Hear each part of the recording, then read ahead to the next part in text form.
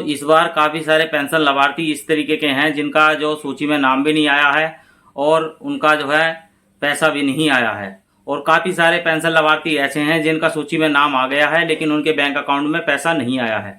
तो इस वीडियो में सारी समस्याएं पेंशन से रिलेटेड जो 2023 की आ रही हैं उनको क्लियर करने की कोशिश करेंगे। वीडियो को अंत तक देखें, चैनल पर नए हैं तो सब्सक्राइब जरूर कर लेना।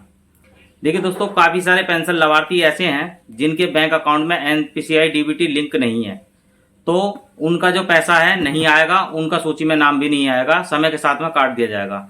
जैसे कि पहले ईकेवाईसी पेंशन पोर्टल पे कराई गई थी, तो उसका मेन मकसद यही था कि आने वाले भविष्य में आधार पेमेंट सिस्टम लागू करना। जिन लोगों ने ईकेवाईसी का कार्य कंप्लीट करवा लिया था और अपने बैंक अकाउंट में भी कंप्लीट करवा लिया था, उनका पैसा इस बार जारी हो गया है। लेकिन जिन लोगों ने बैंक अकाउंट में और अपने ईकेवाईसी नहीं कराई थी, उनका पैसा नहीं आया है और उनके पेंशन जो है इस समय स्थगित की गई है। लेकिन उस पेंशन को आप चालू करा सकते हैं। सर्वप्रथम आपको अपने बैंक अकाउंट में डीबीटी लिंक करानी होगी, उसके बाद में आपको ईकेवाईसी अपने समाज कल्याण विभाग में जाके करानी होगी, तभी आपकी पेंशन जो है वो चालू होगी। अभी पूरी तरह से निरस्त या काटी नहीं गई है पेंशन है, उनको रोक दिया गया है इस कारण कि उनका सत्यापन नहीं होया हुआ है। देखिए दोस्तों, 20 सितंबर से पहले सत्यापन कर लीजिएगा आप। अगर आप सत्यापन नहीं करते हैं तो हो सकता है आपका जो है पैसा रोक दिया जाए हमेशा के लिए। काफ़ी सारी पेंशनें इस समय रोकी हुई हैं, उनका पैसा अब ऐसा नहीं है कि टाइम टू टाइम ही जारी होगा। अगर आप सत्यापन जल्द से जल्द कंप्लीट कर लें तो किसी भी दिन आपका पैसा जारी कर दिया जाएगा, क्योंकि जब से आधार पेमेंट सिस्टम लागू हुआ है पता नहीं चल पा रहा है किसका पेमेंट किस दिन आ रहा है।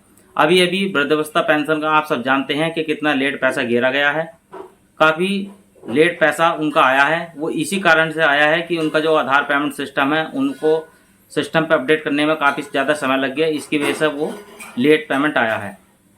अभी अभी विधवा पेंशन का पैसा, जिनका नई पेंशन थी या रुका हुआ था, और नई का भी उनका सबका पैसा जारी हो गया है। अब वृद्धावस्था पेंशन का पैसा भी आने वाला है, जो कि तीसरी किस्त आएगी, उसका पैसा आ जाएगा आपका।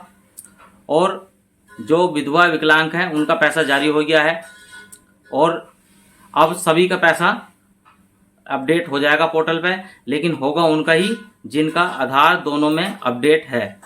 तो जल्द से जल्द दोस्तों ये काम जरूर करवा लीजिएगा।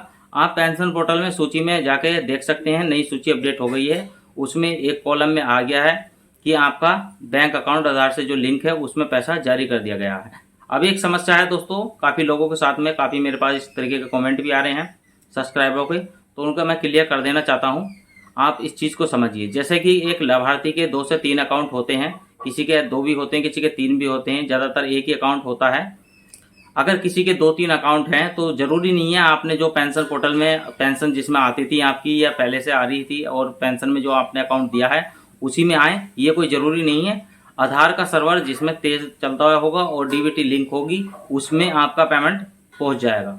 तो आप अगर आपका सूची में नाम आया हुआ है, नई जो सूची जारी हुई है उसमें आपका नाम आया है और आप अपने बैंक अकाउंट में चेक कर रहे हैं पैसा नहीं है, तो आप अपने जो भी जितने भी अकाउंट है उनको चेक करके देख लीजिएगा, आपका पैसा 110% आ चुका है।